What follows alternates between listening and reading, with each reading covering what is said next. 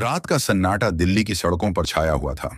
चांदनी चौक से कुछ दूर एक सुनसान सड़क के किनारे एक चमचमाती मर्सिडीज खड़ी थी, मानो कोई थका हुआ योद्धा रुककर सांस ले रहा हो। कार के पास खड़ा था करण मेहता, एक ऐसा शख्स जिसके पास धन दौलत की कोई कमी नहीं थी। उसका सूट इतना कीमती था कि उसकी कीमत में एक छोटा सा मकान खरीदा जा सकता था। कलाई पर बंधी घड़ी रात के अंधेरे में भी चमक रही थी, लेकिन उस रात यह सब बेकार था। उसकी कार का पेट्रोल खत्म हो चुका था, फोन की बैटरी मर चुकी थी और आसपास कोई मदद नजर नहीं आ रही थी। राजीव बेचैन होकर इधर उधर देख रहा था, जैसे कोई चमत्कार होने की उम्मीद हो। तभी सड़क पर एक ऑटो की खटखटाहट गूंजी। एक पुरानी सी ऑटो धीरे धीरे रुकी और उसमें से उतरा राजेश, एक साधारण सा ऑटो ड्राइवर। उसका चेहरा थकान से भरा था, लेकिन आंखों में एक अजीब सी चमक थी, जैसे वह हर मुश्किल को हल्का करने का हुनर जानता हो। राजेश ने राजीव को देखा और मुस्कुराते हुए पूछा, साहब क्या बात है, गाड़ी खराब हो गई? राजीव ने परेशानी भरे लहजे में जवाब दिया, अरे खराब नहीं, पेट्रोल खत्म हो गया, फोन भी डेड है, कोई टैक्सी भी नहीं मिल रही। राजेश ने एक पल के लिए राजीव को देखा, जैसे वह उसकी परेशानी को दिल से समझ रहा हो। फिर वह अपनी ऑटो की डिक्की की ओर बढ़ा। उसने एक छोटी सी प्लास्टिक की बोतल निकाली जिसमें थोड़ा सा पेट्रोल था। उसने सहानुभूति भरे लहजे में कहा, अरे साहब, रात के इस वक्त तो मुश्किल ही है, लेकिन आप चिंता ना करें, मेरे पास थोड़ा पेट्रोल है, अपनी बोतल में रखता हूं, आपकी गाड़ी में डाल दूं। राजीव ने आश्चर्य और राहत के साथ जवाब दिया, तुम्हारे पास पेट्रोल है? अरे तुम तो मेरी जान बचा रहे हो। राजेश ने बिना किसी हिचक के पेट्रोल की बोतल से राजीव की कार में ईंधन डाला, इतना कि वह नजदीकी पेट्रोल पंप तक जा सके। कार फिर से जीवंत हो उठी। राजीव ने राहत की सांस ली और राजेश की ओर देखकर कहा, तुमने मेरी इतनी बड़ी मदद की, मैं तुम्हें कुछ देना चाहता हूं। राजेश ने हल्के से सिर हिलाया और सादगी भरे लहजे में जवाब दिया, नहीं मालिक, मैंने तो वही किया जो करना चाहिए था। राजीव ने उसकी सादगी देखी और मन ही मन कुछ सोचने लगा। उसने राजेश से उसका नाम और पता पूछा, फिर अपनी कार में बैठा और रात के अंधेरे में गायब हो गया। लेकिन यह मुलाकात सिर्फ एक शुरुआत थी। राजीव के मन में राजेश के लिए कुछ बड़ा था, जो उस रात की छोटी सी मदद से शुरू हुआ था। राजेश का जीवन आसान नहीं था। दिल्ली के एक छोटे से झुग्गी झोपड़ी वाले इलाके में उसका छोटा सा घर था। घर क्या, बस एक कमरा जिसमें वह अपनी पत्नी सुनीता और दो बच्चों अंकित और पायल के साथ रहता था। कमरे की दीवारें पुरानी थीं, छत से बारिश में पानी टपकता था और बिजली का कनेक्शन भी अक्सर कट जाता था। फिर भी राजेश के चेहरे पर हमेशा एक मुस्कान रहती थी। वह सुबह जल्दी उठता, अपनी ऑटो को चमकाता और सड़कों पर निकल पड़ता। उसका दिन सुबह से रात तक सवारी ढोने में बीतता था। राजेश की जिंदगी में पैसों की तंगी हमेशा साए की तरह साथ रहती थी। सुनीता घरों में बर्तन मांजने का काम करती थी, ताकि बच्चों की स्कूल की फीस और घर का खर्चा चल सके। अंकित और पायल दोनों सरकारी स्कूल में पढ़ते थे, लेकिन किताबों और यूनिफॉर्म का खर्चा भी राजेश के लिए बड़ा बोझ था। फिर भी वह कभी शिकायत नहीं करता था। वह अपने बच्चों को अच्छी शिक्षा देना चाहता था, ताकि उनकी जिंदगी उसकी तरह मुश्किल ना हो।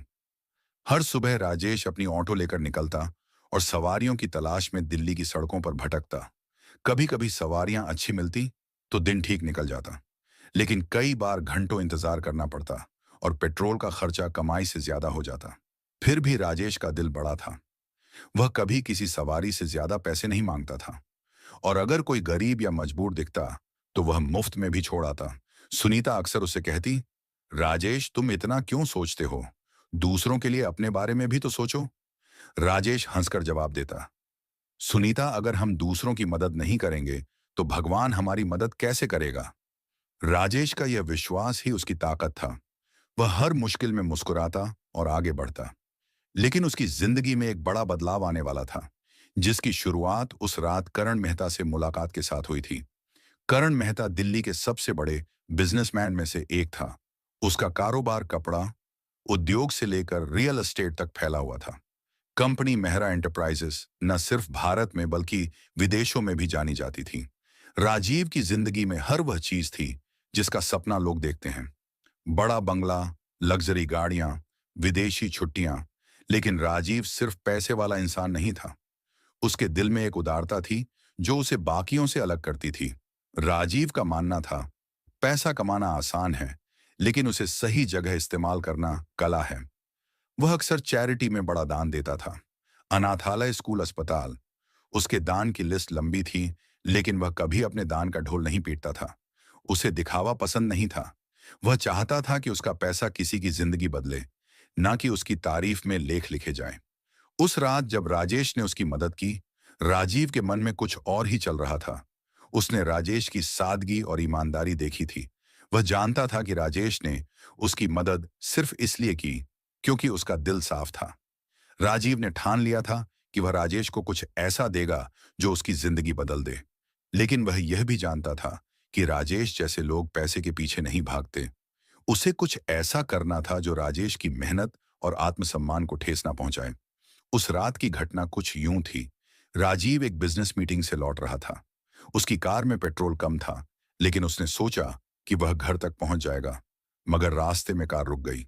फोन की बैटरी भी खत्म हो चुकी थी और रात के 2:30 कोई मदद मिलना मुश्किल था। राजीव ने सड़क पर इधर उधर देखा, लेकिन सड़क सुनसान थी। वह परेशान होकर अपनी कार के पास खड़ा था। जब राजेश की ऑटो वहां से गुजरी, राजेश ने राजीव की परेशानी देखी और रुक गया। उसने पूछा कि क्या बात है, और जब राजीव ने बताया कि पेट्रोल खत्म हो गया है, तो राजेश ने बिना सोचे अपनी बोतल से पेट्रोल निकाला। उसने कहा कि वह हमेशा थोड़ा पेट्रोल साथ रखता है, क्योंकि उसकी ऑटो पुपायल है और कभी कभी उसे भी ऐसी मुश्किल का सामना करना पड़ता है। पेट्रोल डालने के बाद जब राजीव ने उसे कुछ देने की बात की, तो राजेश ने साफ मना कर दिया। उसने कहा कि उसने वही किया जो उसका फर्ज था। राजीव ने उसकी बात सुनी और मन ही मन मुस्कुराया। उसने राजेश से उसका नाम और पता लिया और फिर अपनी कार में बैठकर चला गया। लेकिन उस रात की मुलाकात ने राजीव के दिल में एक बीज बो दिया था। वह राजेश को कुछ ऐसा देना चाहता था जो उसकी जिंदगी को नई दिशा दे। राजेश की जिंदगी रोज की तरह चल रही थी। सुबह की धुंध अभी छंटी भी नहीं थी कि वह अपनी ऑटो को चमकाकर सड़कों पर निकल पड़ा। दिल्ली की सड़कें जो कभी शांत तो कभी शोर से भरी होती थीं, राजेश के लिए रोजी रोटी का जरिया थी। वह दिन भर सवारी ढूंढता, कभी बाजार की भीड़ में तो कभी ऑफिस जाने वालों के बीच। उसका चेहरा थकान से भरा होता, लेकिन उसकी मुस्कान कभी कम नहीं होती थी। घर लौटते वक्त वह बच्चों के लिए कभी कभी एक दो टॉफी ले आता, जिसे देखकर अंकित और पायल की आंखें चमक उठती। सुनीता उसे देखकर कहती, राजेश, तुम इतना क्यों खर्च करते हो? ये छोटी छोटी चीजें भी तो पैसे से आती हैं। राजेश हंसकर जवाब देता। सुनीता बच्चों की मुस्कान के आगे यह पैसे क्या चीज है, लेकिन उसकी जिंदगी में मुश्किलें कम नहीं थीं। अंकित और पायल का स्कूल तो सरकारी था, लेकिन किताबें, यूनिफॉर्म और कभी कभी स्कूल की छोटी मोटी फीस भी उनके लिए भारी पड़ती थी। सुनीता की कमाई और राजेश की मेहनत मिलकर भी बस इतना ही जोड़ पाते कि घर का खर्चा चल सके। किराए का कमरा, बिजली का बिल और बच्चों की जरूरतें, सब कुछ एक तार पर लटका हुआ था। फिर भी राजेश कभी हिम्मत नहीं हारता था। वह कहता, भगवान ने हमें यह जिंदगी दी है तो कुछ ना कुछ रास्ता भी दिखाएंगे। उधर करण मेहता अपनी दुनिया में व्यस्त था। उसका बंगला दिल्ली के पौश इलाके में था, जहां हर चीज चमकती थी, फर्श से लेकर झाड़ फानूस तक। लेकिन उस रात राजेश से मुलाकात ने उसके दिल में कुछ हलचल मचा दी थी। वह राजेश की सादगी और ईमानदारी को भूल नहीं पा रहा था। राजीव ने अपने सेक्रेटरी को का पता ढूंढने को कहा। उसने बताया कि वह उस ऑटो ड्राइवर से मिलना चाहता है जिसने उस रात उसकी मदद की थी। सेक्रेटरी ने कुछ ही दिनों में राजेश का पता ढूंढ लिया। राजीव ने सोचा कि वह राजेश से मिलकर उसे कुछ देना चाहता है, लेकिन वह यह भी जानता था कि राजेश जैसे लोग पैसे को आसानी से स्वीकार नहीं करते। उसने अपने मन में एक योजना बनाई। वह राजेश को अपने ड्राइवर के रूप में नौकरी देना चाहता था। यह ना सिर्फ राजेश की जिंदगी को बेहतर बनाएगा, बल्कि उसके बच्चों को भी अच्छी शिक्षा और भविष्य देगा। राजीव ने अपने सेक्रेटरी को बुलाया और कहा, मुझे उस ऑटो ड्राइवर से मिलना है। उसका नाम राजेश है। तुम उसे मेरे ऑफिस बुलाओ, लेकिन यह मत बताना कि मैं उसे क्या ऑफर करने वाला हूं। एक सुबह राजेश अपनी ऑटो में सवारी छोड़कर लौट रहा था, जब एक आदमी ने उसे रोका। उसने कहा, राजेश भाई, आपको एक साहब बुला रहे हैं। उनका नाम करण मेहता है। वह आपसे अपने ऑफिस में मिलना चाहते हैं। राजेश ने आश्चर्य से पूछा, मेहरा साहब, वो मुझे क्यों बुला रहे हैं? आदमी ने सिर्फ इतना कहा, बस वो आपसे मिलना चाहते हैं। आप कल सुबह उनके ऑफिस पहुंच जाइए। राजेश के मन में कई सवाल उठे। उसे याद आया कि उसने उस रात एक साहब की मदद की थी, लेकिन उसे नहीं पता था कि वह कोई इतना बड़ा आदमी है। उसने सुनीता से इस बारे में बात की। सुनीता ने चिंता भरे लहजे में कहा, राजेश, कहीं कोई मुसीबत तो नहीं? तुमने कुछ गलत तो नहीं किया? राजेश ने हंसकर जवाब दिया, अरे सुनीता, मैंने तो बस थोड़ा पेट्रोल दिया था शायद। वह साहब धन्यवाद कहना चाहते हैं। अगले दिन राजेश ने अपनी सबसे साफ शर्ट पहनी और राजीव के ऑफिस पहुंचा। ऑफिस की इमारत इतनी बड़ी थी कि राजेश को लगा जैसे वह किसी दूसरी दुनिया में आ गया हो। शीशे की दीवारें, चमचमाते फर्श और हर तरफ सजे हुए लोग, ये सब राजेश के लिए नया था। उसे थोड़ा झिझक हुई, लेकिन उसने हिम्मत जुटाई और रिसेप्शन पर अपना नाम बताया। राजेश को राजीव केबिन में ले जाया गया। राजीव ने उसे देखते ही मुस्कुराकर स्वागत किया और कहा, राजेश, उस रात तुमने मेरी बहुत बड़ी मदद की थी। मैं तुम्हें कुछ देना चाहता हूं। राजेश ने सादगी से जवाब दिया, नहीं मालिक, मैंने तो वही किया जो करना चाहिए था। मुझे कुछ नहीं चाहिए। राजीव ने उसकी बात सुनी और मन ही मन उसकी ईमानदारी की तारीफ की। उसने कहा, राजेश, मैं तुम्हारी मदद का बदला नहीं चुकाना चाहता। मैं तुम्हें एक मौका देना चाहता हूं। क्या तुम मेरे लिए काम करोगे? राजेश ने आश्चर्य से पूछा। काम? लेकिन साहब, मैं तो बस एक ऑन टू ड्राइवर हूं। मैं आपके जैसे बड़े आदमी के लिए क्या कर सकता हूं? राजीव ने मुस्कुराते हुए कहा, तुम मेरे पर्सनल ड्राइवर बन सकते हो। तुम्हारी ईमानदारी और मेहनत मुझे पसंद आई। मैं चाहता हूं कि तुम मेरे साथ काम करो। राजेश ने एक पल के लिए सोचा। उसे समझ नहीं आ रहा था कि वह क्या कहे। उसने कहा, साहब, मैं आपका धन्यवाद करता हूं, लेकिन मुझे सोचने का समय चाहिए। राजीव ने उसकी बात समझी और कहा, ठीक है राजेश, तुम सोच लो, लेकिन याद रखना, मैं तुम्हें सिर्फ नौकरी नहीं दे रहा। मैं तुम्हारी जिंदगी को बेहतर बनाने का मौका दे रहा हूं। राजेश ने सिर हिलाया और ऑफिस से बाहर निकल गया। उसके मन में कई सवाल थे। क्या वह इस बड़े मौके को स्वीकार करें? क्या यह उसकी और उसके परिवार की जिंदगी बदल देगा? कहानी में आगे बढ़ने से पहले आपसे निवेदन है कि वीडियो को लाइक करें, चैनल को सब्सक्राइब करें और कमेंट में अपना नाम और अपने शहर का नाम जरूर बताएं। घर लौटकर राजेश ने सुनीता को सारी बात बताई। सुनीता ने आंखें चौड़ी करके पूछा, राजेश, तुमने मना क्यों नहीं किया? इतने बड़े साहब के साथ काम करना आसान नहीं होगा। राजेश ने जवाब दिया, सुनीता, मैंने मना नहीं किया, लेकिन हाँ भी नहीं कहा। मुझे लगता है कि यह मौका हमारे बच्चों के लिए कुछ अच्छा कर सकता है। रात भर राजेश और सुनीता इस बारे में बात करते रहे।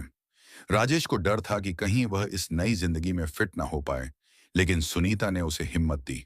उसने कहा, राजेश, तुम हमेशा कहते हो कि भगवान रास्ता दिखाते हैं। शायद यही वह रास्ता है। आखिरकार राजेश ने फैसला किया कि वह राजीव का प्रस्ताव स्वीकार करेगा। अगले दिन राजेश ने राजीव को फोन किया और कहा, साहब, मैं आपके लिए काम करने को तैयार हूं।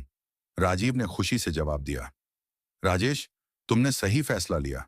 कल से तुम मेरे साथ काम शुरू कर सकते हो। राजेश की जिंदगी में एक नया अध्याय शुरू होने वाला था। उसने अपनी ऑटो को अलविदा कहा और राजीव के साथ काम शुरू किया। राजीव ने उसे न सिर्फ अच्छी तनख्वाह दी, बल्कि उसे और परिवार को अपने बंगले के पास एक छोटा सा लेकिन आरामदायक घर भी दिया। राजेश की जिंदगी, जो कभी तंगी और मेहनत से भरी थी, अब एक नई दिशा में बढ़ रही थी। राजेश की जिंदगी में एक नया सवेरा आ चुका था। करण मेहता के पर्सनल ड्राइवर के रूप में उसका पहला दिन था। सुबह सुबह वह तैयार हुआ, नई यूनिफॉर्म पहनी जो राजीव ने उसे दी थी। यूनिफॉर्म इतनी साफ सुथरी और चमकदार थी कि राजेश को खुद पर यकीन नहीं हो रहा था। उसने आईने में खुद को देखा और सुनीता से कहा, सुनीता, देखो, मैं तो किसी बड़े साहब जैसा लग रहा हूं। सुनीता ने हंसकर जवाब दिया, राजेश, तुम हमेशा से बड़े आदमी हो, बस अब दुनिया को भी पता चल रहा है। राजेश राजीव के बंगले पर समय से पहुंच गया। वहां की चमक दमक उसे अभी भी अजीब लगती थी।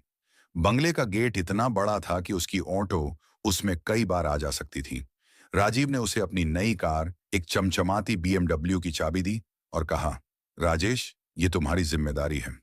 मुझे यकीन है कि तुम इसे मेरी ऑटो की तरह ही संभाल लोगे। राजेश ने सिर हिलाया और मन ही मन सोचा कि यह कार तो उसकी पूरी जिंदगी की कमाई से भी महंगी होगी। राजेश का काम राजीव को उनके ऑफिस मीटिंग्स और कभी कभी शहर से बाहर ले जाना था। शुरू में उसे इस नई जिंदगी में थोड़ा समय लगा। ऑटो चलाना और BMW चलाना, दो अलग अलग दुनिया थी, लेकिन राजेश की मेहनत और सीखने की ललक ने उसे जल्दी ही सब कुछ सिखा दिया। वह समय का पक्का था। हमेशा मुस्कुराता रहता था और राजीव की हर छोटी बड़ी जरूरत का ध्यान रखता था। राजीव को उसकी यह आदत बहुत पसंद थी। वह अक्सर अपने दोस्तों से कहता, राजेश सिर्फ ड्राइवर नहीं है, वह मेरे लिए एक दोस्त जैसा है। राजीव ने राजेश के परिवार को भी अपने बंगले के पास एक छोटा सा लेकिन आरामदायक घर दिया था। यह घर राजेश के पुराने किराए के कमरे से कई गुना बेहतर था। दीवारें मजबूत थीं, छत से पानी नहीं टपकता था और बिजली का कनेक्शन भी पक्का था। अंकित और पायल को यह घर किसी महल से कम नहीं लगता था। सुनीता ने पहली बार घर में एक छोटा सा फ्रिज देखा तो उसकी आंखें भर आईं। उसने राजेश से कहा, राजेश, ये सब सपने जैसा लगता है, क्या ये सचमुच हमारा है? राजेश ने उसका हाथ पकड़कर जवाब दिया, सुनीता, यह सब भगवान की मेहर और मेहरा साहब की उदारता का नतीजा है। राजेश की सबसे बड़ी चिंता हमेशा उसके बच्चों की पढ़ाई थी। राजीव ने जब यह सुना तो उसने तुरंत अंकित और पायल को दिल्ली के एक अच्छे प्राइवेट स्कूल में दाखिला दिलवाया। उसने स्कूल की फीस, किताबें और यूनिफॉर्म का सारा खर्चा उठाने का वादा किया। राजेश ने जब यह सुना तो उसकी आंखें नम हो गईं। उसने राजीव से कहा, साहब, आपने मेरे लिए इतना किया, अब मेरे बच्चों की जिंदगी भी संवार रहे हैं, मैं आपका एहसान कैसे चुकाऊंगा? राजीव ने मुस्कुराकर जवाब दिया, राजेश, यह एहसान नहीं है, तुमने उस रात मेरी मदद की थी और अब मैं तुम्हारी मदद कर रहा हूं। यह जिंदगी का हिसाब किताब है। अंकित और पायल नए स्कूल में बहुत खुश थे। उनके पास नई किताबें थीं, नई यूनिफॉर्म थी और सबसे बढ़कर एक ऐसा माहौल था जहां वे कुछ बड़ा करने का सपना देख सकते थे। अंकित को विज्ञान बहुत पसंद था और वह अक्सर अपने टीचर से सवाल पूछता रहता था। पायल को पेंटिंग का शौक था और स्कूल में उसे आर्ट क्लास में अपनी प्रतिभा दिखाने का मौका मिला। राजेश और सुनीता अपने बच्चों की प्रगति देखकर फूले नहीं समाते थे। राजीव की उदारता सिर्फ राजेश के परिवार तक सीमित नहीं थी, वह अपने आसपास के लोगों की मदद करने में विश्वास रखता था। उसने अपने बंगले के कर्मचारियों के लिए एक छोटा सा स्कूल शुरू किया जहां उनके बच्चे मुफ्त में पढ़ सकते थे। उसने राजेश को इस स्कूल का एक हिस्सा बनने के लिए भी कहा। राजेश ने अपने अनुभव साझा करते हुए कहा, साहब, अगर मेरे बच्चों को इतना अच्छा मौका मिल सकता है तो और बच्चों को भी मिलना चाहिए। राजीव ने उसकी बात सुनी और स्कूल को और बड़ा करने का फैसला किया। राजेश अब सिर्फ एक ड्राइवर नहीं था, वह राजीव के लिए एक भरोसेमंद साथी बन चुका था। राजीव अक्सर उससे अपनी बिजनेस की बातें साझा करता और राजेश अपनी सादगी भरी सलाह देता। एक बार राजीव ने उससे पूछा, राजेश, अगर तुम मेरी जगह होते तो तुम क्या करते? राजेश ने हंसकर जवाब दिया, साहब, मैं तो बस इतना करता कि जितने लोगों की मदद कर सकता। पैसा तो आता जाता रहता है, लेकिन इंसानियत हमेशा साथ रहती है। राजीव ने उसकी बात सुनी और मन ही मन उसकी सोच की तारीफ की। समय के साथ राजेश और राजीव के बीच एक अनोखा रिश्ता बन गया। यह ना मालिक और नौकर का रिश्ता था, ना ही सिर्फ दोस्ती का। यह एक ऐसा बंधन था जो ईमानदारी, विश्वास और इंसानियत पर टिका था। राजीव को राजेश की मेहनत और सादगी पर गर्व था और राजेश राजीव की उदारता और बड़े दिल को देखकर हमेशा आश्चर्यचकित रहता। एक दिन राजीव ने राजेश को अपने ऑफिस में बुलाया और कहा, राजेश, मैं तुम्हें एक और जिम्मेदारी देना चाहता हूं। मैं अपने चैरिटी फाउंडेशन का एक हिस्सा तुम्हारे हवाले करना चाहता हूं। तुम उन लोगों को समझते हो जिन्हें मदद की जरूरत है। क्या तुम मेरे साथ मिलकर यह काम करोगे?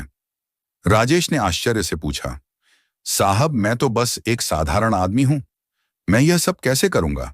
राजीव ने जवाब दिया, राजेश, तुम साधारण नहीं हो, तुम में वह दिल है जो दूसरों की जिंदगी बदल सकता है। राजेश ने इस नए रोल को स्वीकार किया। उसने राजीव के चैरिटी फाउंडेशन में काम शुरू किया, जहां वह उन लोगों तक मदद पहुंचाने में सहायता करता जिन्हें इसकी सबसे ज्यादा जरूरत थी। उसने अपने पुराने मोहल्ले के कई परिवारों को स्कूल और नौकरी के मौके दिलवाए। उसकी मेहनत और सादगी ने न सिर्फ राजीव का भरोसा जीता, बल्कि कई और लोगों की जिंदगी में भी रोशनी लाई। राजेश की जिंदगी अब पहले जैसी नहीं थी। उसका परिवार खुशहाल था। अंकित और पायल अच्छे स्कूल में पढ़ रहे थे और सुनीता को अब घरों में बर्तन मांजने की जरूरत नहीं थी। उसने अपने घर में एक छोटा सा सिलाई सेंटर शुरू किया, जहां वह मोहल्ले की औरतों को सिलाई सिखाती थी। राजेश का चेहरा अब पहले से ज्यादा चमकता था, क्योंकि वह न सिर्फ अपनी जिंदगी को बेहतर बना पाया था, बल्कि दूसरों की जिंदगी में भी बदलाव ला रहा था। उस रात की छोटी सी मुलाकात ने राजेश और राजीव की जिंदगी को हमेशा के लिए बदल दिया था। राजेश की सादगी और राजीव की उदारता ने एक ऐसी कहानी रची जो न सिर्फ उनके परिवारों बल्कि उनके आसपास के लोगों को भी प्रेरणा दे रही थी। यह कहानी इंसानियत, विश्वास और मेहनत की जीत थी। तो दोस्तों, अगर आपको यह कहानी पसंद आई तो लाइक करें, कमेंट करें और हमारे चैनल को सब्सक्राइब करें। हम फिर मिलेंगे एक नई कहानी के साथ। तब तक के लिए धन्यवाद।